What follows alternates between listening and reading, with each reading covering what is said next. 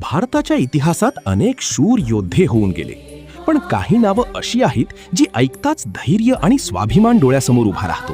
आणि त्यापैकीच एक नाव म्हणजे झाशीची राणी लक्ष्मीबाई.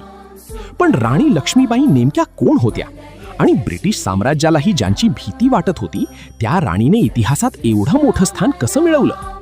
राणी लक्ष्मीबाई यांचा जन्म 1828 मध्ये वाराणसी येथे झाला. लहानपणी त्यांचं नाव होतं मणिकर्णिका, म्हणजेच मनू. लहान वयापासूनच त्यांना तलवारबाजी, घोडेस्वारी आणि युद्धकलेची आवड होती. त्या काळात मुलींना युद्धकला शिकवली जात नव्हती, पण मनू इतरांपेक्षा वेगळ्या होत्या.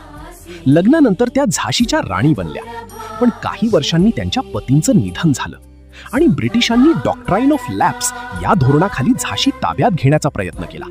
पण राणी लक्ष्मीबाईंनी स्पष्ट शब्दांत सांगितलं, मैं अपनी झांसी नहीं दूंगी.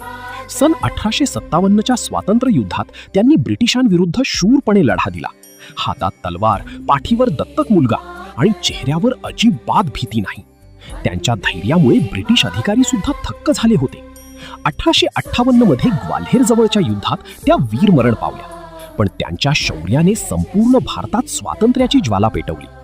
आजही राणी लक्ष्मीबाई या भारतातील स्त्री शक्ती, स्वाभिमान आणि पराक्रमाचं सर्वात मोठं प्रतीक मानल्या जातात. अशाच खऱ्या आणि प्रेरणादायी इतिहासाच्या गोष्टी जाणून घेण्यासाठी आत्ताच क्युरियस गुरु चॅनलला सबस्क्राईब करा.